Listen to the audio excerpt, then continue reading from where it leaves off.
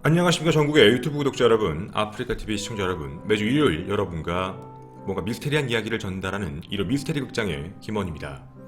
오늘 벌써 여러분과 82번째 이야기를 함께 진행을 하게 됐는데요. 오늘은 오랜만에 FBI의 기밀문서가 해제된 내용을 여러분에게 전달을 해드리고자 합니다. 그 내용 자체에 보시면 제가 프로젝트 블루북이라고 적어놨는데 이 내용은 미리 하나 말씀을 드리면 UFO, 즉 외계인과 관련되어 있는 내용입니다. 외계인이나 UFO는 참 우리에게 흥미로운 소재고요. 그리고 우리에게도 아직도 궁금한 게 하나 있습니다. 정말 UFO나 외계인에 대한 내용을 미국이 숨기고 있을까? 라는 그런 생각인 거죠. 혹시 여러분은 UFO에 대한 이야기가 어떻게 나타나게 된 건지 그 기원 자체를 알고 계신지가 궁금합니다. 저희도 UFO에 대한 기원과 UFO가 어떻게 해서 우리들 사이에 이야기가 회자되었는지에 대해서도 여러 가지를 알아보고 있었는데 내용을 준비하던 찰나에 무언가 좀 독특한 영상이 예전에 우리에게 하나 들어오게 됩니다. 지금부터 여러분과 이 영상에 대해서 함께 보도록 하겠습니다. 조금 어떻게 보실지는 모르겠지만 다른 내용 부분적인 것보다도 그리고 그래픽에 대한 부분의 집중보다도 서두에 나오는 이 내용에 함께 집중해 주셨으면 좋겠습니다. 바로 이 영상입니다. 지금부터 이 영상을 틀도록 하겠습니다. 이제 우리가 레코딩을 한다라는 표현이고요.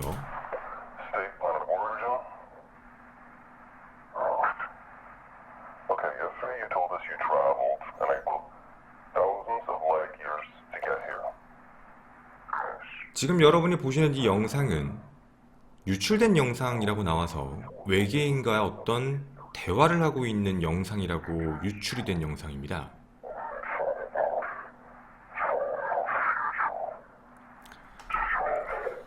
물론 여러분이 좀 보시면 이상하다라는 느낌은 분명히 받으실 겁니다.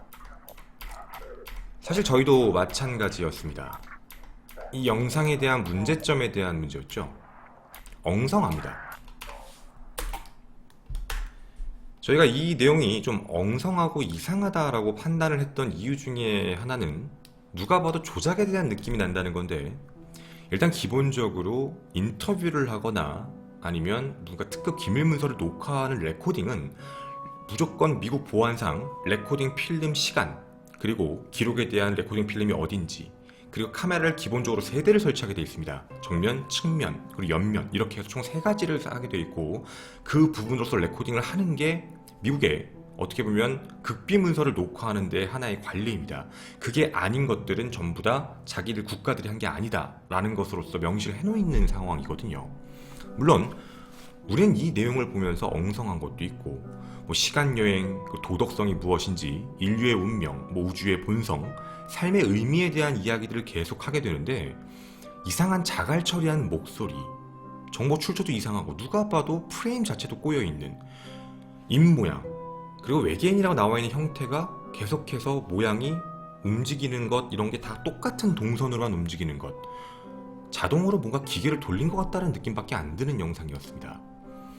그런데 우리가 관심을 가졌던 건 이쪽이 아니었습니다. 도대체 어째서 이 영상이 사람들 사이에서 신빙성을 가졌을까에 대한 문제였거든요. 그리고 이걸 믿는 사람들의 이야기가 궁금했었습니다. 그 부분에 대해서 조사를 시작을 해보게 됐는데 바로 여기서 내용이 출발하게 됩니다. 프로젝트 블루북입니다.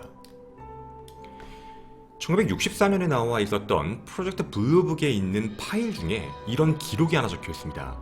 명칭은 EBE-3으로 분류되어 있고, 명명된 파일에서 5일간 포로로 잡혀있던 외계인을 신문한 기록이 있다 라는 정도의 데이터베이스만 들어가 있습니다.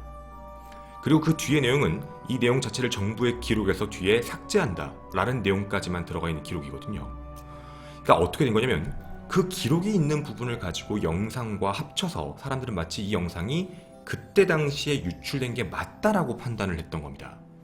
그럼 우리는 그 영상은 거짓이라고 일단 판단하고 프로젝트 블루북을 통해서 확인을 했다 라고 얘기를 하고 픽션을 만든 거니까, 이제 우리가 찾아야 될 건 이 프로젝트 블루북에 대한 존재 여부였습니다. 이게 정말 진짠지 아닌지.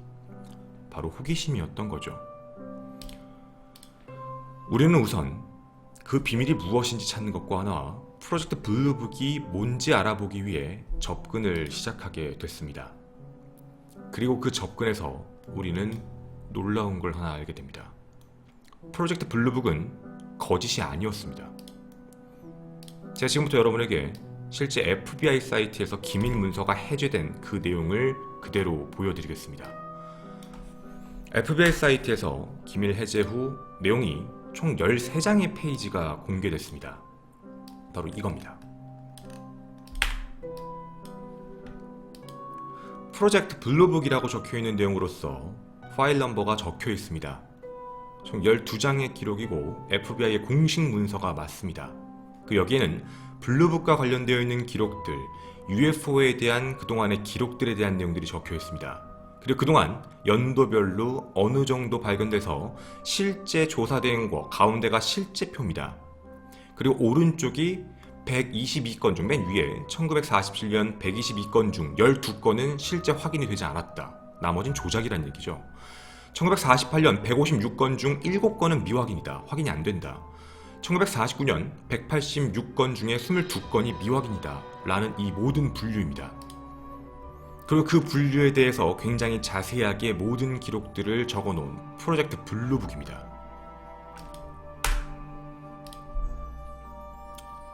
놀랐습니다.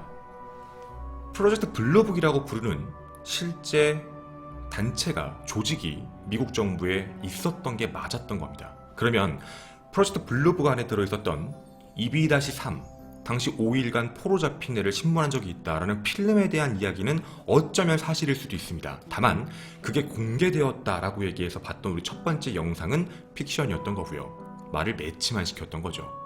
그럼 우리는 이제 첫 번째 영상을 지워야 됩니다. 관심이 없는 겁니다. 여러분은 궁금하지 않으십니까? UFO가 도대체 언제 처음 기록이 됐는지, 그리고 왜 하필 1947년부터 UFO에 대한 기록을 했을까에 대한 문제죠. 저희는 이게 어떻게 출발하게 된 건지 그 기원을 살펴보게 됐습니다. 때는 바로 미국과 소련의 냉전 시대입니다. 미국과 소련은 각 국마다 고민을 갖고 있는 게 있었습니다. 우리보다 더 뛰어난 기술, 뛰어난 능력을 만들어내면 어떡하지? 냉전 체제다 보니까 서로의 과학기술을 미친듯이 발달을 하고 있었거든요. 탐문을 해야 되고 조사를 해야 되고 스파이를 보내야 되고 무기를 더 잘 만들어야 되는 바로 그 순간인 겁니다. 근데 바로 그때였습니다. 1947년 6월 24일이었습니다. 미국의 사업가이자 조종사였던 케네스 아놀드라는 사람이 한 산 근처에서 고속으로 날고 있는 9개의 평평한 원반형 항공기를 관찰했다라는 보고서를 올리게 됩니다. 당시에 항공기가 엄청난 발전을 겪기 시작하며 전쟁을 겪으면서 항공기를 그냥 운전하고 있다 이상한 물체를 봤던 거죠. 그리고 그 물체에 대한 기사가 이렇게 뜨게 됩니다. 자, 여러분, UFO일까요? UFO일까요? 아닙니다. 워싱턴 언론 자체도 이상한 비행 접시처럼 생겼다라고만 얘기를 했지, 이 물체가 아놀드에 대한 보고가 들어간 뒤 일종의 항공기로서 명확한 모습은 아닌데 좀 유사하게 항공기처럼 생겼지만 자꾸 미국 전역을 날아다닌다는 보고가 계속적으로 들어옵니다.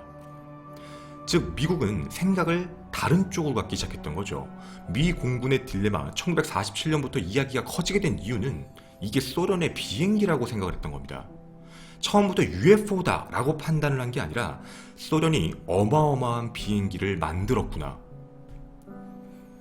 국가의 해상부터 그리고 우리가 얘기하는 하늘까지 모든 담당하는 기관으로서 미국의 땅 위, 하늘 위를 과감하게 순행하고 있는 저 비행기, 알려지지 않은 저 항공기에 대해서 우리는 조사를 해야 된다 라고 판단을 했던 겁니다.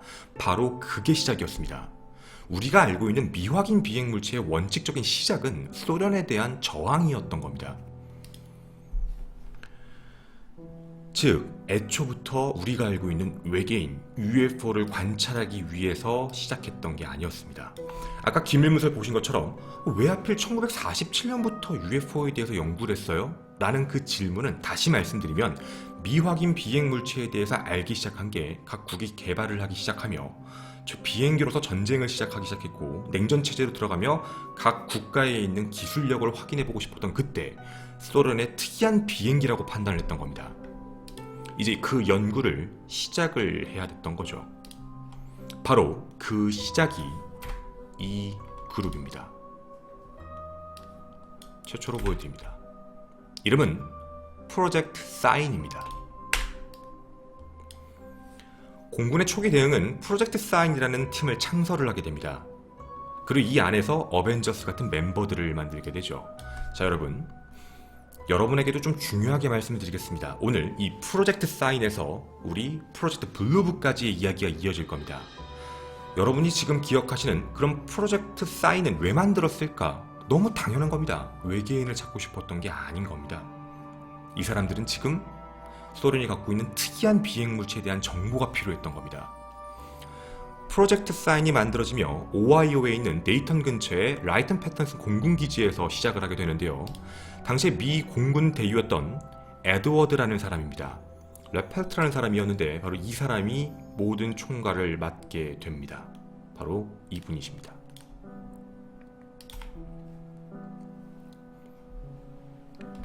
자, 이분은 나중에도요 블루북까지 함께 하셨던 분입니다. 즉 프로젝트 사인부터 블루북까지 모든 걸 총괄했던 사람으로서 꼭 기억하셔야 될 분입니다. 그래서 러펠트라고 앞으로 부르도록 하겠습니다. 이 사람은 처음에 사인에서 UFO가 아닌 그 좀 이상한 비행물체, 그러니까 미확인 비행물체죠, 말 그대로. 그걸 해결하기 위한 시도를 들어갔던 건데 말 그대로 미 공군 대위였습니다.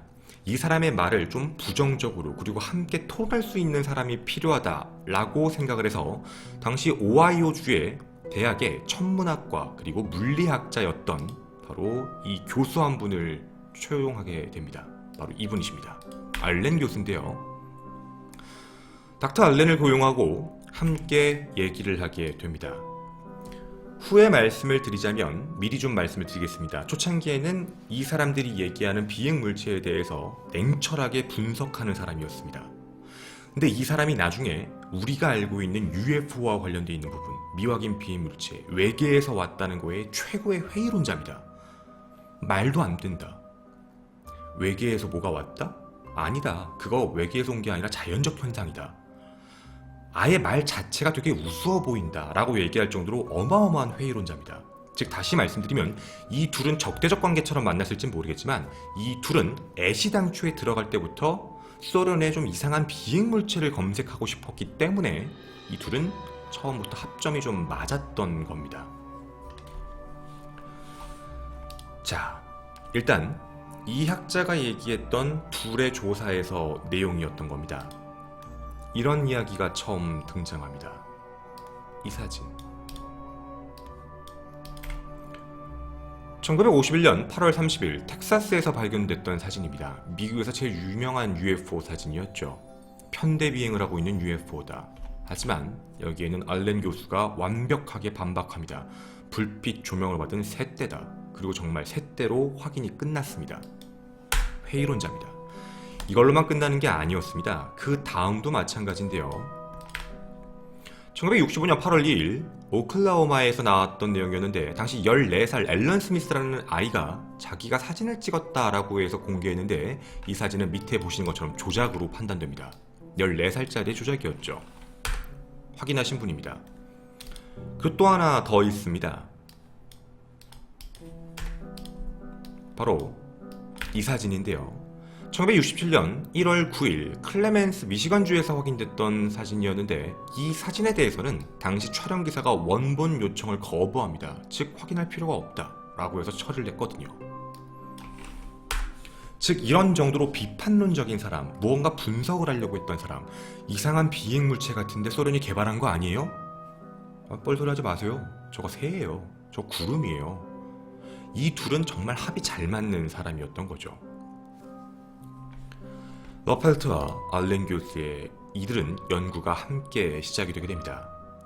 이들의 연구는 한 1년 내, 몇 달이나 1년 이내에 소련의 미확인 비행물체가 뭔지 확인이 될 거라는 생각을 하고 했었습니다. 근데 1년쯤 지났을 때 그 미확인 비행물체에 대해서 무엇입니까? 라는 질문을 던졌을 때 이들은 그거에 대한 답변을 하지를 못합니다. 얘기를 하려고 하는데 그 얘기가 참 애매했던 거죠. 공군입니다. 학자입니다. 뭔가 이상했던 겁니다. 이건 새떼고, 이건 구름이고, 이건 자연현상이고. 일단은 프로젝트 사인의 공식 보고의 결과는 이렇게 결정이 납니다. 비행 접시, 즉 소련이 만들었다는 이상하게 생긴 비행 접시는 확인된 적 없다. 즉 최종 보고서는 결정적으로 없다라는 것으로 결정이 나게 됩니다. 당시 최고 책임자였던 러펠트라가 뭐라고 얘기를 했냐면, 내부적으로 이 비행 접시에 대해서 사람들끼리 내부에서 회의를 할 때 이거 소련이 만든 거야. 아니 이거 소련이 안 만든 거 같은데? 그럼 소련이 안 만들었으면 누가 만든 건데 이게 어떻게 날아다녀? 이런 얘기로 붙었던 겁니다. 당시에 우주에 대한 것도 워낙에 관심이 많았던 시기라 그럼 우주에서 왔다고? 뭐 이런 식의 얘기가 됐던 거죠. 그런데 이들에게 엄청난 사건이 하나 터지게 됩니다. 1948년 A 프로젝트라고 부르는 공군사령부에 실시간으로 보내졌던 바로 실제 상황이라는 보고서입니다. 정확한 명칭은 Estimate of Situation이라고 불러서 어떤 상황에 대한 추정이라는 보고서가 하나 올라온 건데 그 보고서가 실제 이겁니다. 이 내용이 뭐였냐면 러펠트에 따르면 당시 더글라스 DC-3입니다. 바로 비행기인데요. 폭격기입니다. 이 폭격기를 타고 조종하던 2명이 이상한 어뢰 모양의 비행 물체를 확인했다는 보고서입니다. 그리고 그 보고서에 대한 동선까지도 전부 다 보고를 하게 됐습니다. 실제 보고서입니다. 그리고 이건 분명 공군에서 나와 있던 보고서이기 때문에 확인이 안 된, 소련 것도 아닌, 어디에서도 분류가 안 되는 미확인 비행 물체가 정말로 맞았던 겁니다.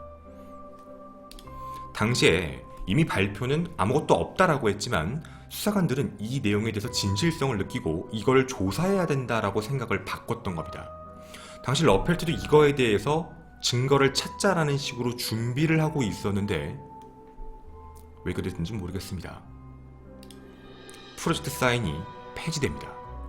그리고 프로젝트 사인에 있었던 모든 기밀 문서는 전부 다 폐지돼 버립니다. 결국 여러분이 보셨던 이 첫 번째 프로젝트 사인은 이렇게 사라지게 됩니다. 하지만 여기서 내용이 끝나지가 않았습니다. 그 다음이 하나 더 필요했죠. 이들은 한 단계 더 발전된 걸 찾고 싶어 했습니다. 정부의 승인을 요구하기 시작을 했고요. 그게 어떤 내용이냐면 우리가 조사를 해봤는데 이게 좀 내용이 이상하다. 어떤 거냐면 분명히 소련이 만든 비행체는 아닌데 그렇다고 자연현상도 아니고 뭔가 조작된 것도 아닌데 날아다니는 이상한 비행물체들이 분명히 있다. 이 부분에 대해서 조사를 허가해달라 라는 쪽으로 두 번째 프로젝트 그룹이 만들어지게 됩니다. 바로 이 단체입니다. 두 번째 프로젝트 그룹은 프로젝트 그루츠라고 불러서 출발을 하게 됩니다. 이 그룹 자체도요, 처음에 우리가 봤던 사인과는 조금 다른 개념입니다. 대체가 돼서 출발을 하게 되는데 여기는 일단 공군, 원래 공군이 생각하는 이거 아니야, 이거 그냥 뭐 말도 안 되는 소리 하지 마, 무슨 외계 물체야, 이거에 대해 되게 적대적인 반응을 보입니다. 즉 UFO라는 부분, 이제 여기서 UFO라는 게 소련이 만든 비행 물체의 의미 플러스 거기에 외계에서 나타난 물체까지가 합쳐진 내용입니다. 함께 USAF와 함께 여기서 조사를 시작을 하게 됐던 거죠. 1951년 그리고 9월 드디어 일이 터집니다. 뉴저지의 포트먼버스라고 부르는 곳에 UFO가 목격됩니다. 일반인들의 목격이 아닙니다. 바로 조종사와 레이더에 찍혔습니다. 실제 당시 레이더 보고서입니다. 조종사 레이더 운영자는 빠르게 움직이는 약간 이상한 물체의 디스크 항공기를 보고하게 됩니다. 당시 이 얘기를 받고 이 그루츠 팀 자체도 펜타곤에 가서 공군 정보 담당 책임자였던 찰스 P. 카벨이라는 사람에게 직접 보고를 하고 카벨은 이거에 대해서 다시 직접 보고를 해라라는 명령을 하더랍니다. 소련께 분명히 아니었고 이건 정상적인 물체가 아니었던 거죠. 근데 이상한 게 뭐냐면 이렇게 보고를 해라 라고 던진 이후에 통제가 됩니다. 즉 여기에 보였던 첫 번째 러펠트가 준비를 해서 보고서를 만들어서 보내는데 그 이후에 어떤 것도 자료를 돌려주지 않고 그대로 묻혀버렸던 거죠. 나중에 공군정보 탐사 책임자였던 카벨이 이런 얘기를 했습니다. 이 정보에 대해 심각한 조사를 받았었고 굉장히 압박감을 많이 받은 적이 있었다. 그래서 결국 이 보고서가 들어가고 프로젝트 그루치도 해산됩니다. 즉 다시 말씀을 드리면 정확하진 않지만 분명 소련이 만들지 않았지만 이상한 비행물체 같은 게 확인이 됐다라는 걸 그루치에서 판단하고 모든 걸 끝내버린 거죠. 그리고 새로운 물체, 새로운 집단이 만들어지게 됩니다. 그게 바로 블루북입니다. 즉 여러분과 지금 제가 얘기한 이 모습은 세 단계의 모습을 거쳐서 발전을 하게 된 겁니다. 처음 사인은 소련에 대한 준비 하나. 근데 뭔가 이상한 게 밝혀져서 그루치로 발전되고 그루치에서 판단이 안 되니까 최종적으로 만들어진 게 더 프로젝트 블루북이었습니다. 그리고 여러분에게 말씀드린 기밀 문서가 해제된 게 바로 이 프로젝트 블루북 내용만 해제가 된 겁니다. 이 전건 지금까지 해제가 안 돼 있습니다. 블록의 목표는 딱 두 가지였습니다. 첫 번째, UFO, 즉 소련이 만들지 않았다는 걸 알고 있습니다. 그 UFO라는 게 미 국가 안보에 위협이 되는지를 판단한다. 두 번째, UFO와 관련되어 있는 데이터를 과학적으로 분석한다. 그게 바로 블루북의 목적이었습니다. 대다수 오판은 자연현상에 대한 거였죠. 구름, 별, 기존의 항공기 같은 것도 오인했었고 예를 들면 이런 것도 많았습니다.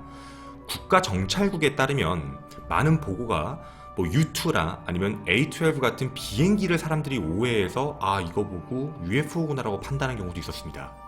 그런 걸로 설명할 수 있는 건 제끼고 설명할 수 없는 것들을 확인하기 시작을 했던 거죠. 러펠트는 이 블루북의 사령관이 됩니다. 그리고 당연히 이 러펠트와 함께 얼렌 박사도 함께하게 됩니다. 당연히 얼렌은 굉장히 회의론적이죠. 이게 UFO라고? 아니야. 근데 알렌도 점점 생각이 바뀌기 시작합니다. 아니야? 근데 이건 뭐지? 이건 기상도 아닌데, 이거 새도 아닌데, 이거 비행기도 아닌데, 이거 미사일도 아닌데, 이거 구름도 아니고 별도 아닌데, 설명할 수 없는 이상한 것들이 나타나기 시작을 했던 겁니다. 자, 이 부분에 대한 내용을 준비를 하며 러펠트는 보고서 양식을 만듭니다. 아까 여러분이 보셨던 각 국가별로 보고가 된 지수, 그리고 거기서 우리가 확인을 못한 지수, 이런 것들을 다 만들어냈던 거죠. 거기서 끝났던 게 아닙니다. 데이터베이스를 만듭니다. 이런 기준, 구름인가? 별인가? 아니면 새떼인가? 당시에 비행기인가? 비행기면 당시에 그 시간에 지나갔던 비행기의 정찰궤도 다 기록, 그렇게 해서 오인되는 것들만 다 모아놨던 표준 양식 및 보고서를 만듭니다. 즉 현재 UFO와 관련된 모든 이상한 비행물체에 대한 보고서의 초석은 러펠트라는 사람이 다 만들어 놓은 겁니다. UFO라는 말을 미확인 비행물체, 소련이 만든 게 아닌 외계에서 날라왔을 가능성이 있다는 용어를 처음 붙인 것도 러펠트입니다. 연구 결과 블루북 특별보고서에 제14호에도 상세 설명이 되어 있는데 굉장히 흥미로운 내용이 적혀 있습니다. 이 연구에 포함되어 있는 3,200개의 보고서 중 69%는 주작이죠. 잘못된 겁니다. 9%는 결정을 내리긴 좀 이상한 것들, 그리고 알려진 거 약 1.5%만이 이거 되게 설명 안 되는데? 라는 것들이었습니다. 이렇게 위험한 줄다리기를 러펠트는 계속해서 진행을 합니다. 그렇게 러펠트의 연구가 무너지게 됐던 건 1966년이었습니다. 컨던 커미트라고 부르는 사람입니다. 에드워드 닥터인데요. 바로 이 남자입니다. 이 남자는 물리학자이자 미국 과학진흥협회에 소속된 사람입니다. 근데 이 사람이 러펠트와 말싸움, 즉 언쟁을 하기 시작합니다. 사람들을 불안감으로 이끌고 있다. 당시에 전쟁에 대한 두려움도 있는데 외계인까지 와서 외계에서 비행물체가 우리를 공격하려고 하고 있다. 블루북의 작업을 우리가 검토할 테니 이제부터 그만해라 라고 이야기를 합니다.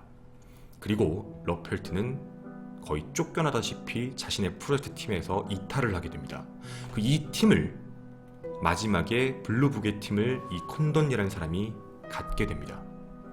그리고 이 사람은 불과 2년 만에 보고를 합니다. 그 보고서의 이름이 콘돈 레포트입니다. 콜로라도 대학에서 2년간 연구하고 평생을 연구한 내용을 2년만 딱 해놓고 발표를 해버렸던 거죠. 이렇게 이야기합니다. 당시 블루북은 과학적 지식에 어떠한 노력도 기울이지 않고 향후 연구가 불필요하다. 더불어 태양계 밖에 있는 ILE, 즉 지능형 생명체는 앞으로 1만 년 내에 지구를 방문할 가능성은 없다고 생각하는 것이 안전하다. 안전하다라는 표현을 씁니다. 물론 이 내용에 대해서 태양계 외부 생명과 기술에 대한 정보 부족으로 추정치에 대한 1만 년, 이거는 자기들이 그냥 만든 말이라는 게 밝혀집니다. 과학적으로 1만 년이 나왔던 건 아니죠. 1969년 12월 17일 공식적으로 블루북은 없어지게 됩니다.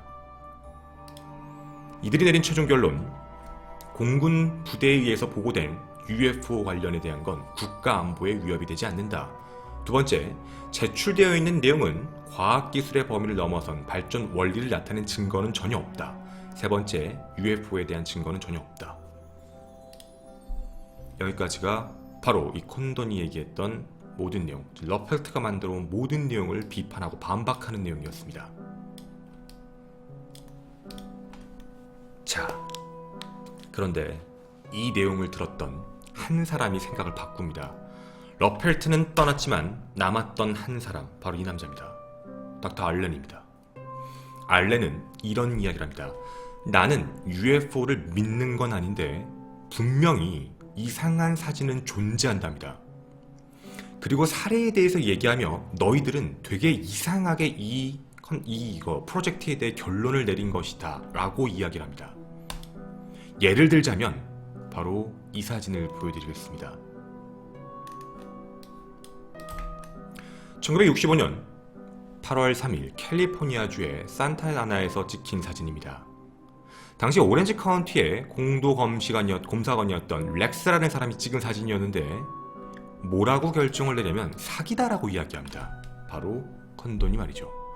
근데 여기 있는 알렌이 이게 왜 사기인지 얘기를 해달라 라고 얘기를 했더니 당시에 뭐라고 얘기했냐면 이거는 그 보안관이 자기 모자를 던지고서 찍은 사진이다 라고 이야기를 합니다.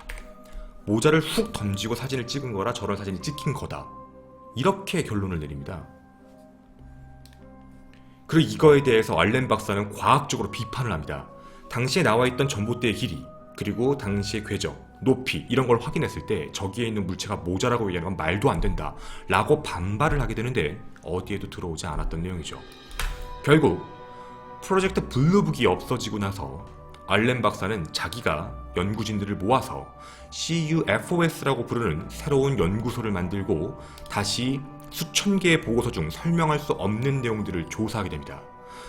프로젝트 블루북에 들어왔던 사진들 12,618건 중에 701건이 미확인으로 분류가 돼버립니다. 즉, 알 수 없는 내용이란 얘기죠. 지금부터 그 내용들을 하나씩 안내해드리도록 하겠습니다. 이런 사진들입니다. 오른쪽 위에 분류듯이 미분류입니다. 내용적으로 보면 굉장히 많습니다. 1947년 3월 17일 캠프우드 텍사스 오후 7시 52분 1949년 5월 5일 텍사스에서 오전 11시 40분 1950년 6월 27일 또 텍사스에서 1951년 1월 8일 포트 오브 사우스에서 1951년 8월 31일 투사에서 1952년 4월 4일 던컨빌에서 이 모든 기록들 제가 다 얘기해 드릴 수 없습니다. 700건이 넘습니다. 이런 데에서 내용들, 그리고 발견됐던 미확인 운석들, 그리고 그거에 대한 보고서들입니다. 프로젝트 레코드 카드의 실제 기록입니다. 당시에 어떻게 확인됐다, 어떻게 분류가 되었다, 이 모든 기록서라고 보시면 좋겠습니다. 그리고 그 기록서는 이렇게 사진첩으로 다 모아져 있는 상태입니다. 그리고 여러분이 보신 이 기록은 프로젝트 블루북 FBI가 공개한 문서에는 없습니다. 페이지만 해도 약 3,200페이지가 넘는 분량인데 FBI가 공개한 자료는 딱 12장입니다. 아까도 보셨겠지만 12페이지짜리였거든요. 정확히는 13페이지 겉표지를 빼고요. 보여드리겠습니다. 이게 FBI가 공개한 전체입니다. 13장. 표지까지죠. 내용만 보면 12장입니다. 그리고 보시다시피 많은 내용들을 가린 상태입니다. 그리고 믿을 수가 없습니다. 13번째가 끝났다. 아니요. 여기에 보시다시피 2번째라고 써 있습니다. 순서, 일련 번호를 전부 가려놓은 상태라 최종적으로 몇 페이지까지 알 수 있는지는 우리도 모르는 상태거든요. 알려진 바에 따르면 3000페이지가 넘다 정도로만 알려져 있는 상태고요. 당시 블루북이 보유하지 않은 UFO의 문서도 공개를 하라 라고 해서 알렌 박사가 국가에 소송을 냅니다. 하지만 결국 패소를 하죠. 현재 이 기록은 미국의 이곳에 보관되어 있다고 합니다. 국립보조기록관입니다. 현재의 입장에서도 공군은 뭔가 국가 안보에 위협이 가해진다 생각하면 특정 보고서를 만들고 러펠트의 기록상 만들고 비밀리에 조사하고 있다는 것도 알렌이 똑같이 얘기를 합니다. 여기까지만 내용을 들으면 정말 무언가 숨기는 게 있을까라는 생각이 드실 수도 있습니다. 근데요, 충격적인 내용이 나중에 밝혀지게 됩니다. 누구냐면 하워드 퍼시 러버튼슨이라는 사람입니다. 그 사람 혹시 아시는 분들도 있을 거라고 생각합니다. 바로 이분이십니다. 이분이 누구예요라고 한다면 그냥 간단하게 이 사진 한 장으로 설명드리겠습니다. 물리학자입니다. 그리고 아시다시피 물리학자의 천재들에 모여있는 그 집단에서 그 그룹에 함께 있었던 일원이기도 하십니다. 1952년 UFO 보고서 발간을 위해 CIA가 이 분을 소집해서 조사를 한 적이 있었습니다. 당시에 러펠트도 있었고요, 알렌 교수도 있었고 당연히 여기 로버튼슨 교수도 함께 있었던 거고 발표를 했던 내용이었던 거죠. 하지만 프로젝트 블루북은 사라지고 모든 내용은 알렌의 이야기만 남고 사라지는 듯 했습니다. 하지만 아주 무서운 얘기를 하나 이분이 하게 됩니다. 뭐라고 얘기를 했냐면 당시에 우리가 조사를 해서 들어갔을 때 국가에서 얘기했던 이유는 UFO라고 얘기한 게 국가 안보에 대한 유일한 위협으로서 조사를 하자 대중들의 관심을 줄일 것이다. 대중들의 관심을 줄이기 위해 UFO에 관련된 내용들은 미 정부가 약간 미스테리한 수수께끼 같은 내용을 하나씩 흘리면서 마치 홍보활동, 야 뭔가 이상해, 이거 픽션이지, ET 같은 걸 만들고 이런 내용으로 하라고 권고가 내려왔던 겁니다. 즉 대중들의 관심이 두려움이 아닌 픽션, 신비롭다 라는 느낌으로 바꿔랍니다. 플러스 민간인의 UFO 그룹을 전부 감시하고 민간단체가 만든 UFO 그룹을 전부 다 파괴하라. 이게 국가의 목적이었습니다. 그렇게 모든 프로젝트 그룹은 전부 다 없어지고 러펠트까지 떠난 부분을 컨던이 흡수하고 발표를 했던 거죠. 그리고 그 이후에 우리에게 UFO의 이미지는 믿는 사람과 믿지 않는 사람의 이미지로서 갖게 됩니다. 아니지, 있겠지, 아니야 없어, 마치 우리에게 미스테리한 느낌처럼 전혀 두려움의 대상이 아닌 겁니다. 그 이후 로버트 프렌이라는 사람입니다. 바로 소령님이신데요. 로버트 프렌 소령님은 프로젝트를 마지막으로 운영하십니다. 블루북이 아닌 제3의 프로젝트를 운영하셨는데 1958년부터 63년 사이 잠깐 동안 조사를 하고 과학적인 노력을 하려고 했지만 국가에선 더 이상 예산을 주지 않았습니다. 그리고 협력해 주지도 않았습니다. 결국 이 단체도 없어지게 됩니다. 이후 모든 단체는 민간 단체이지만 우리에겐 픽션처럼 진짜가 아닌 것처럼 머릿속에 들어가 있는 내용입니다. 궁금한 건 이겁니다. 정말 미 정부가 이 내용에 대해서 막은 건지, 그리고 UFO에 대한 이미지가 처음엔 소련이 우리를 공격하기 위한 새로운 비행물체, 조사해봤더니 아니네? 우주에서 날아와서 우리의 국가 안보를 위협하는 거 아닌가? 그거에 대한 사람들의 두려움을 막기 위해 그 다음에 차선책을 한 게 미스테리하고 신비로운 존재로서 위험하지 않다 라고 이야기하며 우리에게 지금까지 이 내용을 전달한 게 아닌가라는 생각이 들기도 합니다. 여러분은 UFO의 의미를 어떻게 알고 계셨습니까? 그리고 이게 어떤 발전을 거쳤는지, 그리고 정말 이게 사실이었는지 알고 계셨습니까? 분명히 말씀드리겠습니다. 더 프로젝트 블루북은 실제로 존재했던 프로젝트였습니다. 하지만 그 내부의 내용은 3,000건 중 13건, 그 이외의 건 미국이 아직도 보관하고 있으며 공개하지 않고 있는 자료입니다. 국가 안보에 위협이 가해질까봐 공개하지 않을 수도 있지만 많은 사람들은 그것에 대해 더 두려움을 가질 수도 있고 그리고 더 궁금해할 수도 있지 않을까라는 생각이 듭니다. 여러분과 진행할 이루 미스테리 극장, 여전 두 번째 이야기, 프로젝트 블루북에 대한 이야기였습니다. 감사합니다.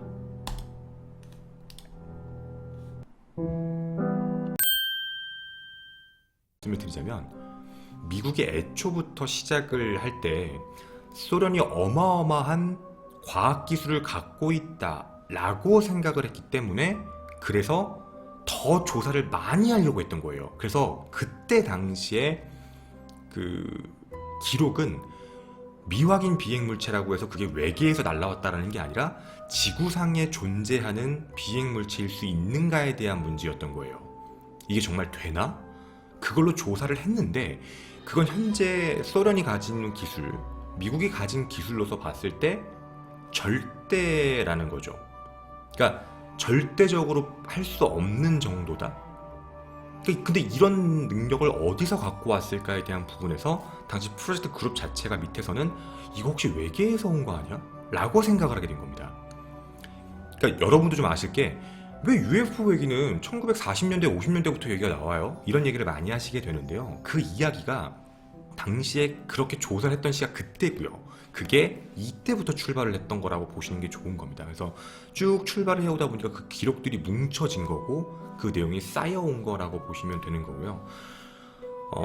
저는 모르겠어요. 저 개인적인 견해에 대한 이야기는 전 프로젝트 블루북에 대한 부분은 좀 많이 놀라기는 했어요. 저도 여태까지 컨텐츠를 준비하면서 오랫동안 보긴 했지만 물론 많은 게 공개되어 있진 않겠지만요. 근데 역으로 생각하면 좀 많은 걸 숨기고 있는 것도 사실이에요. 그리고 그 사람들의 진술로만 봤어도. 그리고 여러분도 보시면 아시겠지만 여기 있는 알렌 박사 같은 경우도 분명히 UFO 회의론자였어요. 그러니까 미확인 비행물체, 외계에서 왔다고 말도 안 되는 소리 하지 마. 이렇게 얘기했던 분인데 이분은 UFO라는 그 외계 비행 생명물체에 대해서를 믿으신 게 아니라 지구상에 존재할 수 없는 이상한 물체가 분명히 있다 정도로 얘기를 하신 거예요. 그렇게 해서 남겼다라고 보시면 될 것 같아요. 그래서 요 내용까지 진행이 됐던 거고 이렇게 프로젝트 블루북은 기억 속에서 아예 사라졌다라고 하는 게 맞을 것 같아요. 그래서 없어졌습니다. 아예 폐지가 되고 그 이후에는 UFO와 관련된 건 좀 민간 단체에서 몇 번씩 진행은 했지만 뭐 많은 게 증명되진 않았고 그 이후에는 뭐 여러분도 제가 컨텐츠를 진행했지만 펜타곤 내에 조사하는 단체가 따로 있었다에 관련된 이야기도 들었었고 뭐 그 정도로만 내용이 끝난 겁니다. 하지만 분명히 이거는 좀 이상하다라고 생각을 할 만하죠. 그리고 한 가지 여러분에게도 말씀을 드리고 싶겠습니다. 뭐 사람들마다 생각은 좀 다르죠.